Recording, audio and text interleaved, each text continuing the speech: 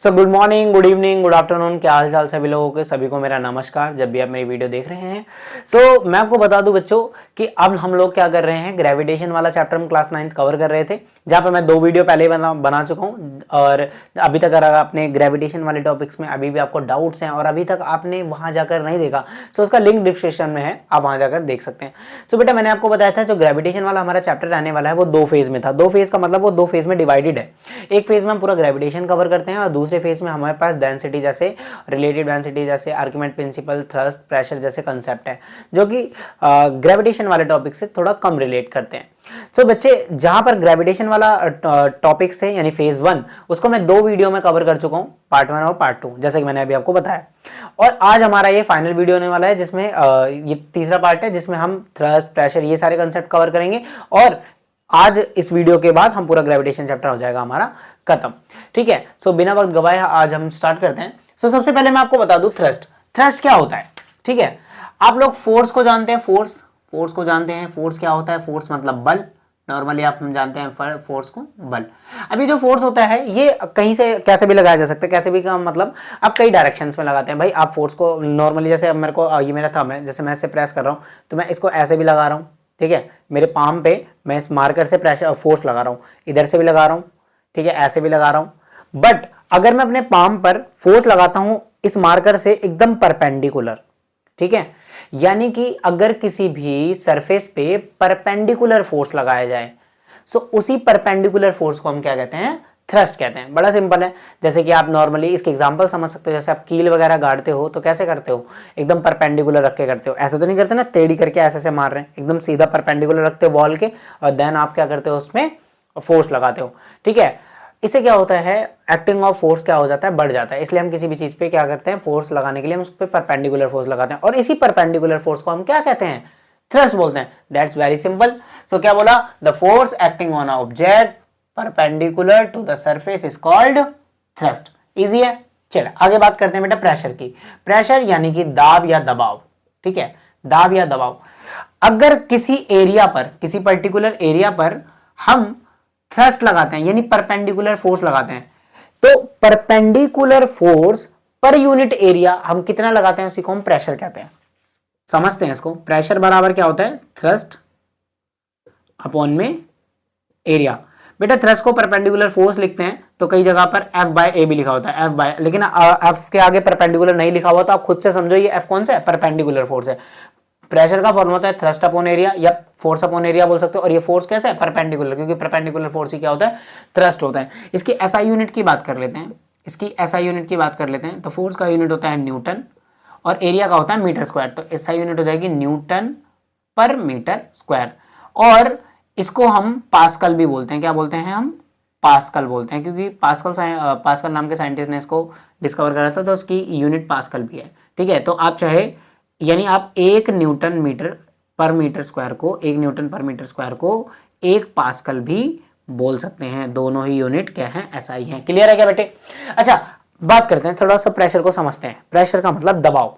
बेटा जैसे कि अगर आप किसी भी जगह पर, जैसे ये मेरा, दोबारा से वाला एग्जांपल लेते हैं, जैसे मेरा पाम है, ठीक है, तो मैंने क्या करा? इस पे इस मार्कर से परपेंडिकुलर फोर्स एक्ट करा यानी थ्रस्ट एक्ट करा और इतने एरिया पे ये फोर्स एक्ट कर रहा हूं। ध्यान से देखो, इतने एरिया पे मैं इस पे क्या कर रहा हूं? फोर्स एक्ट कर रहा हूं। अब जितने एरिया पे मैं इस पे फोर्स एक्ट कर रहा हूं उतना एरिया एक दबाव महसूस कर रहा है, एक फील कर रहा है। सिर्फ इतने एरिया में वो दबाव फील हो रहा है, इतने एरिया में वो फोर्स लग रही है।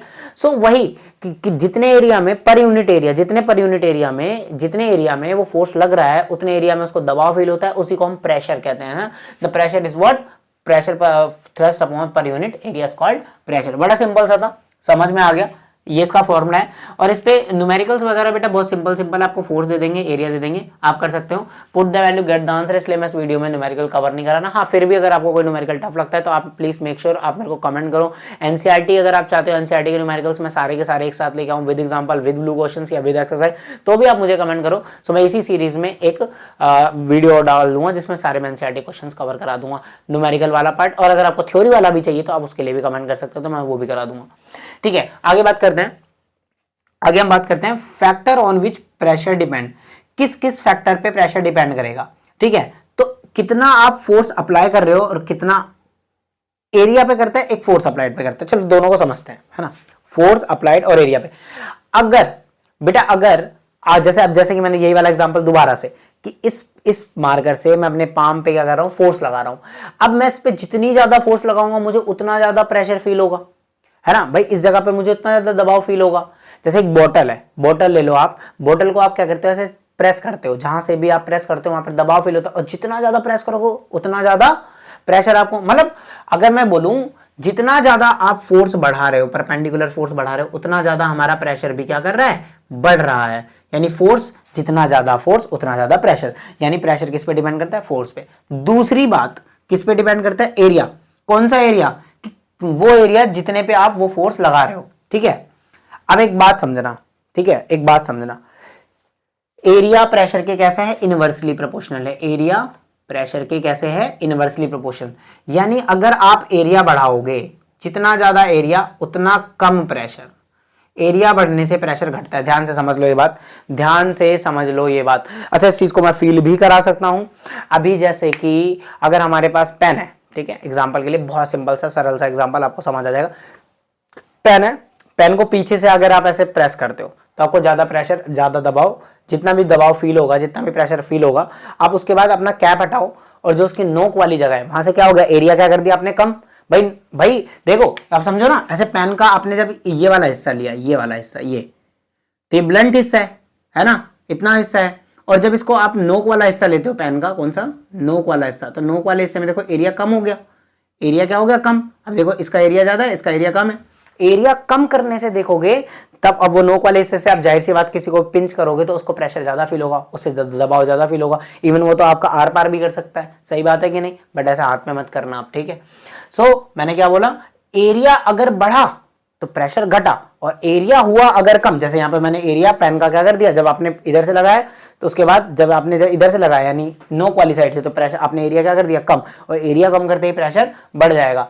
तो समझ लो, फोर्स का प्रेशर के साथ डायरेक्टली रिलेशन है, एरिया का प्रेशर के साथ इनवर्स रिलेशन है।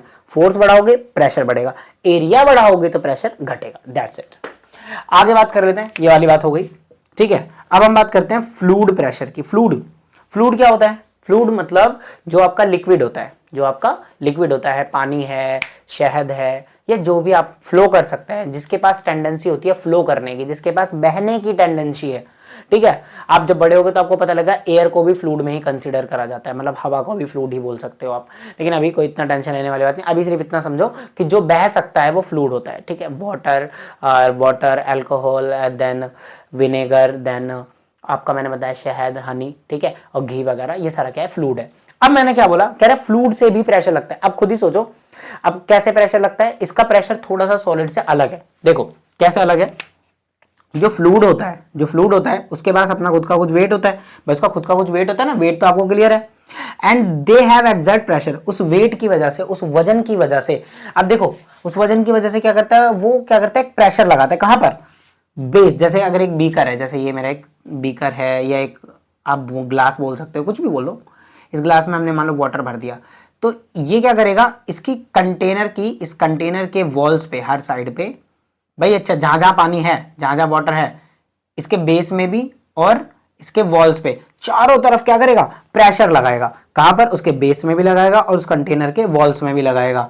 और जिस जिस कंटेनर में वो बंद है, जिस कंटेनर में वो बंद है, जहां जहां तक, या फिर बंद भी नहीं है, खुला भी है, तो जहां तक वो पहुंच रहा है वहां क्या लगाएगा, वो प्रेशर लगाएगा। क्लियर है क्या। फ्लूइड प्रेशर कैसा लगाता है, चारों डायरेक्शन में। कौन से डायरेक्शन में, चारों, हर तरफ लगाता है, ठीक है। फ्लूइड वेट की वजह से नीचे भी डायरेक्शन लगाता है, उसके अलावा चारों तरफ भी डायरेक्शन लगाता है। वैसे आपको मैं बता दूं, इसको पास्कल लॉ ने दिया था कि चारों डायरेक्शन में फ्लूइड क्या करता है, फ्लूइड जो है चारों डायरेक्शन में प्रेशर लगाता है। ये किस लॉ के अकॉर्डिंग पता लगा था हमें, पास्कल लॉ। बट कमाल की बात यह है कि आपके सिलेबस में पास्कल लॉ नहीं है, बट मैंने आपको बता दिया जानकारी के लिए। बाकी दूसरी लाइन भी यही लिखा हुआ है कि जो प्रेशर वो दीवार और बेस पे लगा रहा है वो तो उसी के अकॉर्डिंग बताया गया कि प्रेशर जो भी लगाया जाता है फ्लूइड द्वारा वो कैसा होता है, इन ऑल डायरेक्शन, चारों तरफ लगाया जाता है, ठीक है। सिंपल सी बात है। तो आशा करता हूं ये वाली बात भी समझ आ गई। फटाफट से बायो एनसी को समझते हैं मेरे बच्चे। बायो एनसी क्या होता है, the upward force experience by an object. देखो कमाल की बात समझते हैं। अरे यार आपने कभी कभी बचपन में वो खेला है क्या, ठीक है, जैसे कि हमारे टब वगैरह में नहाने जाते हैं तो बच्चों का क्या होता है, ऐसे मग्गे को उल्टा करते हैं और उसको ऐसे नीचे रखते हैं, वो मग्गा से ऊपर आ जाता है, मग्गा यानी जग, आपका जग या जो भी है, अगर आप उसको ऐसे उल्टा करके, ग्लास भी ऐसे उल्टा करके, तो बच्चे बहुत खेलते हैं, ऐसे नीचे करते हैं, पानी ऐसे ऊपर धक्का देता है। या फिर आप देखते हैं कि आप कागज की नाव वगैरह भी बनाते हैं, तो वो पानी क्या करता है, ऊपर उसको तैरा के रखता है। यानी कि कहीं ना कहीं देखो, कहीं ना कहीं क्या होता है, आप ऐसा समझो कि जैसे अभी मैं कील वगैरह को फेंक दूं पानी के अंदर, क्या करेगी, डूब जाएगी। क्यों डूब जाएगी भाई, क्यों डूब जाएगी, क्योंकि भाई धरती उस पर ग्रेविटेशन फोर्स लगाती है, तो उसके कारण से वो नीचे खींचती है, तो भाई कील को फेंको तो वो डूब जाएगी। लेकिन कोई चीज, कुछ कुछ चीजें होती हैं जो तैर जाती हैं ऊपर, कुछ कुछ चीजें होती हैं तैर जाती हैं। क्यों तैर जाती हैं, समझते हैं इसको। देखो, हमारे पास अगर कोई भी बीकर है, कोई भी बीकर है, मान लो उसमें कुछ फ्लूइड भरा हुआ है, ठीक है, और इसमें हमने एक ऑब्जेक्ट डाला, तो नीचे की साइड तो इसका क्या लगता है, वेट लगता है। वेट क्या होता है, mg होता है, वेट नीचे की साइड लगता है वेट। और ये जो फ्लूइड होता है ना, ये इसको ऊपर की तरफ एक फोर्स लगाता है, ऊपर की तरफ ये फ्लूइड क्या करता है, ऊपर की तरफ एक फोर्स लगाता है, परपेंडिकुलर फोर्स। जैसे एग्जांपल के तौर पे आप इसको फील कर सकते हो, इसको आप घर पे भी कर सकते हो। ऐसे मग्गा लो, मग होता है, ऐसे उल्टा करके ऐसे उस पर नीचे डालो, जैसे डालोगे तो आप देखोगे कि वो एकदम से ऊपर को क्या करता है, वो सारा प्रेशर ऐसे करके क्या करता है, आपके ऊपर धक्का लगाता है। या नॉर्मल भी आप कोई अगर हल्का सब्सटेंस उसको फेंको तो आप देखोगे ऊपर तैरने लगेगा। क्यों तैरने लगेगा, क्योंकि फ्लूइड उस पर एक क्या लगा रहा है, फोर्स लगा रहा है। कैसी फोर्स लगा रहा है, परपेंडिकुलर फोर्स। भाई ऊपर की डायरेक्शन में ये फ्लूइड क्या करता है, इसको ऊपर की डायरेक्शन में से परपेंडिकुलर फोर्स लगाता है। और यही जो परपेंडिकुलर फोर्स ये ऊपर की डायरेक्शन में कौन लगा रहा है, फ्लूइड लगा रहा है। किस पे लगा रहा है, ऑब्जेक्ट पे लगा रहा है। इसी को हम क्या बोलते हैं, अपथ्रस्ट फोर्स, बायोएंट फोर्स, या फोर्स ऑफ बायोएंसी या बायोएंसी कहते हैं। सिंपल सी बात है, the upward force experienced by an object when it is immersed into a fluid is called upthrust buoyant force या फिर बायोएंट फोर्स। क्लियर है क्या बेटा, मैंने क्या बोला कि फ्लूइड द्वारा किसी ऑब्जेक्ट को जब किसी फ्लूइड में रखोगे तो फ्लूइड उस पे एक ऊपर की तरफ ऐसे फोर्स लगाता है। कैसी फोर्स लगाता है, परपेंडिकुलर फोर्स लगाता है। उस फोर्स को बायोएंट फोर्स बोल सकते हो, अपथ्रस्ट फोर्स बोल सकते हो, अपवर्ड फोर्स बोल सकते हो, या फोर्स ऑफ बायोएंसी भी बोल सकते हो। क्लियर है क्या बेटा, बायोएंसी क्या था, बहुत बढ़िया।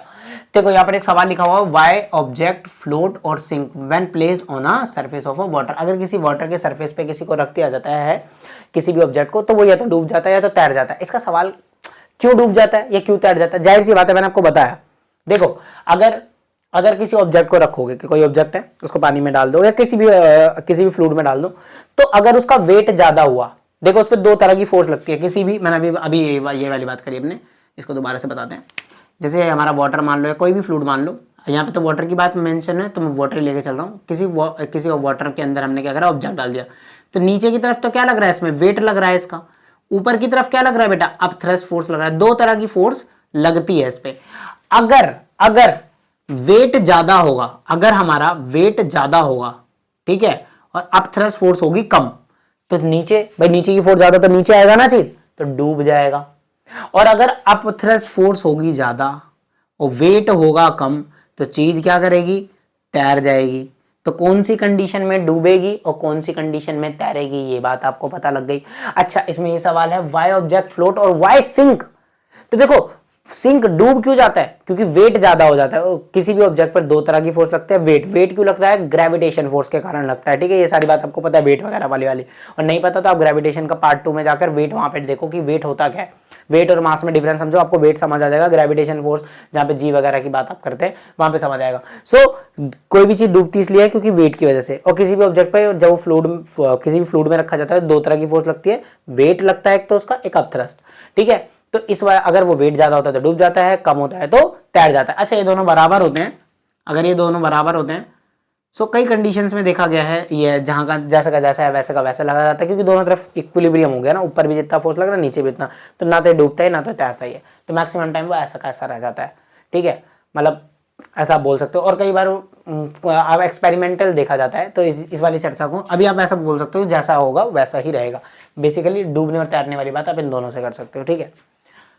चलिए आगे बात करते हैं, कौन कौन से फैक्टर पे बायोएंट फोर्स डिपेंड करती है। कौन कौन से फैक्टर पे बायोएंट फोर्स डिपेंड करती है। एक तो डेंसिटी ऑफ फ्लूइड पे और दूसरा वॉल्यूम ऑफ ऑब्जेक्ट पर। क्या है, इसको समझते हैं। देखो, डेंसिटी को समझते हैं पहले तो, है ना, तभी तो आपको समझ आएगा डेंसिटी ऑफ फ्लूइड क्या है। तो डेंसिटी क्या होता है, मास पर यूनिट वॉल्यूम। क्या, मास पर यूनिट वॉल्यूम। डेंसिटी क्या होता है, डेंसिटी एक टर्म है जो बताती है कि कौन कितना गाढ़ा है। आप ऐसा समझो, जैसे आपको मैं एग्जांपल के तौर पे बताता हूँ, जैसे ये हवा यहाँ पर है, चारों तरफ एटमॉस्फेयर हवा है, यहाँ डेंसिटी कम है, पानी की डेंसिटी ज्यादा है, पानी से ज्यादा घी की डेंसिटी है, घी है, हनी है, इन सब की डेंसिटी क्या है, ज्यादा। तो आपको समझ आ रहा होगा कि जो जितना गाढ़ा होता है वही क्या उसकी डेंसिटी, मतलब उसकी डेंसिटी ज्यादा है। ठीक है, हिंदी में डेंसिटी को घनत्व वो बोलते हैं, क्या बोलते हैं? घनत्व।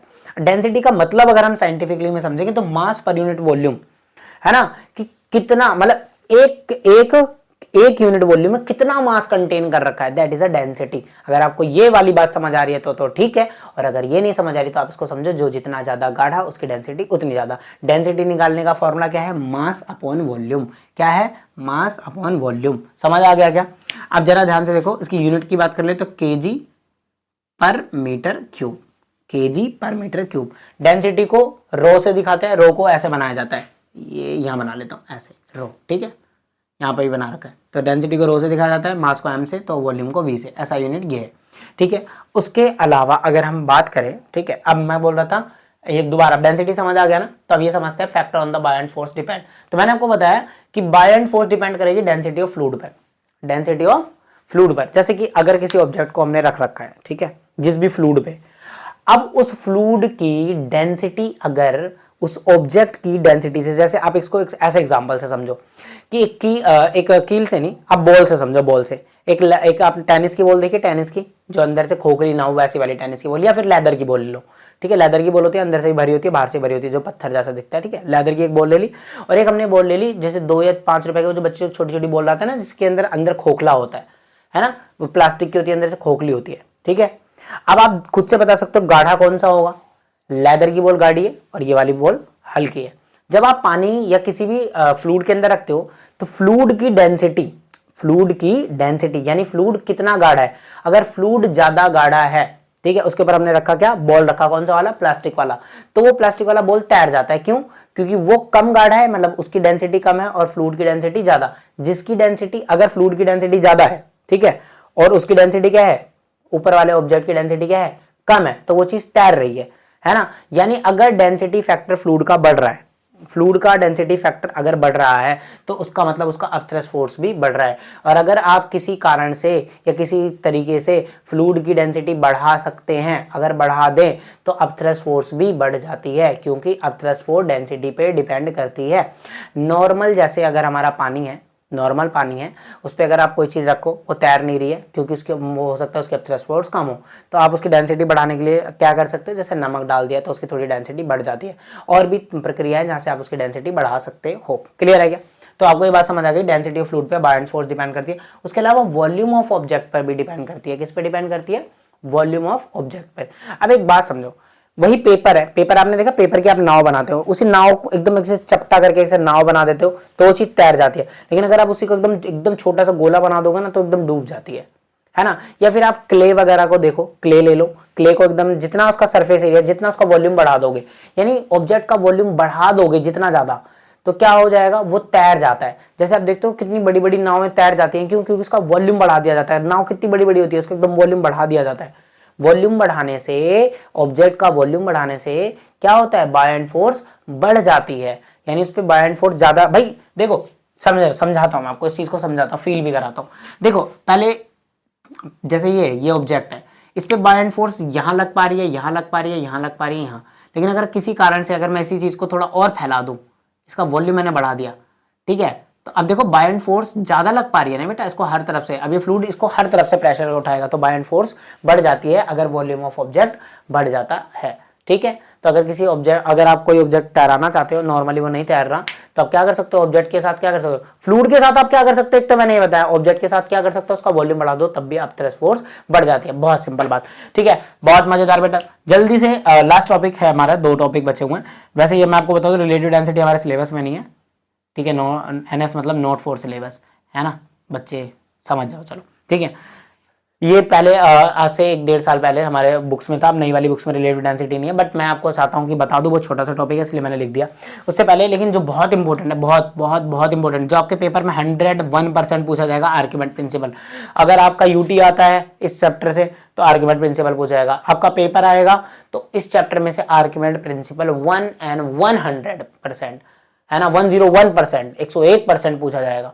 क्या कहता है argument principle? That is very simple statement. It state when a body is immersed fully और partially in a fluid experience upward force that is equal to the weight of fluid displace on it. क्या कह दिया sir आपने? समझाता हूं। देखो, कह रहा है कि इसको ना ऐसे समझते हैं, जैसे ये हमारा क्या है, ये हमारा एक बीकर है जहां पर हमने क्या कर रखा है, फ्लूइड भर रखा है। ये हमारा बीकर है जहां पर हमने क्या कर रखा है, फ्लूइड को ऐसे भर रखा है। और यहाँ पर हमने क्या करा, ये हमने क्या करा, किसी ऑब्जेक्ट को यहाँ पर ऐसे डाला, इसमें हमने एक ऑब्जेक्ट को डाला, चाहे वो उसमें पूरी तरह से डूब जाए चाहे उसमें आधा डूबे, हमें उससे कोई फर्क नहीं पड़ता। हमने एक ऑब्जेक्ट को यहाँ पर डाला, तो जैसे ही हमने इस ऑब्जेक्ट को यहाँ पर डाला, ये ऑब्जेक्ट है हमारा, तो बेटा इसने देखो अभी पूरा का पूरा भरा हुआ था, पूरा का पूरा बीकर ऊपर तक भरा हुआ था। जब ऑब्जेक्ट को उसमें डालेंगे तो वो कुछ पानी को डिस्प्लेस करेगा, भाई अपनी जगह बनानी है उसको, तो कुछ पानी को क्या करेगा, डिस्प्लेस करेगा। और इसी डिस्प्लेस वाटर को हमने क्या करा, यहाँ पर इकट्ठा कर लिया।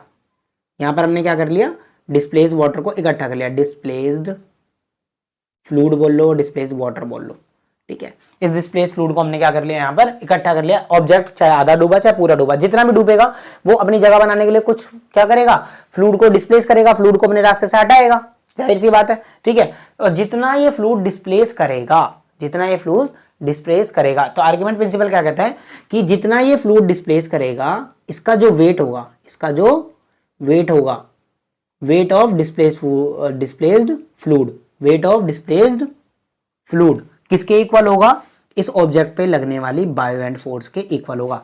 दोबारा से बोलता हूं, बायो एंड फोर्स कह रहा है कि किसी ऑब्जेक्ट को जब आप किसी भी फ्लूइड में डालते हो, चाहे वो पूरा डूब जाता है चाहे वो आधा डूबता है, चाहे वो फुल्ली इमर्ज होता है चाहे वो पार्शियली इमर्ज होता है, तो उस पे क्या कर, जब आप फ्लूइड पे डालोगे तो फ्लूइड क्या करेगा, उस पे ऊपर की तरफ एक बायो एंड फोर्स लगाएगा कि नहीं लगाएगा, लगाएगा। आर्गुमेंट प्रिंसिपल बोलता है कि जो उस पे बायो एंड फोर्स लगेगी वो बायो एंड फोर्स बराबर होती है जितना वो पानी डिस्प्लेस करता है, जितना वो पानी हटा पाता है, उस पानी डिस्प्लेस्ड वाटर के, उस डिस्प्लेस्ड वाटर के या डिस्प्लेस्ड फ्लूइड के वेट के बराबर होता है। कौन, bio and force, displaced wait of fluid. Clear हुआ क्या बेटा, क्या क्लियर हुआ क्या, बायो एंड फोर्स किसके बराबर है, डिस्प्लेस्ड वेट ऑफ फ्लूइड के बराबर है। बड़ा सिंपल सा, यही आर्गुमेंट प्रिंसिपल है, बहुत सिंपल है, समझ आएगा, ठीक है। एक लास्ट टॉपिक मैंने जैसे कि बताया हमारे सिलेबस में नहीं है, मैं फटाफट से बता देता हूं। रिलेटिव डेंसिटी क्या होता है, ये डेंसिटीज का रेशियो है। क्या, जब किसी भी सब्सटेंस, कोई भी ऑब्जेक्ट है आपका, कोई भी ऑब्जेक्ट है, कोई भी ऑब्जेक्ट ले लो, जैसे ये ऑब्जेक्ट है, कोई भी ऑब्जेक्ट, उस ऑब्जेक्ट की जो डेंसिटी है, उसकी डेंसिटी को और वाटर की डेंसिटी को क्या करते हैं, हम दोनों का निकालते हैं रेशियो, सब्सटेंस की डेंसिटी अपॉन में वाटर की डेंसिटी, इन दोनों की डेंसिटी का हम रेशियो निकालते हैं, तो इसी को हम क्या बोलते हैं, रिलेटिव डेंसिटी बोलते हैं। रिलेटिव डेंसिटी की कोई यूनिट नहीं होती, इसकी कोई यूनिट नहीं होती, नो यूनिट, ठीक है, बहुत सिंपल सी बात है, नो यूनिट। क्लियर है क्या बेटा, क्लियर है क्या, चलो, तो हमारा आज का ये ग्रेविटेशन वाला पार्ट पूरा खत्म हो गया। हम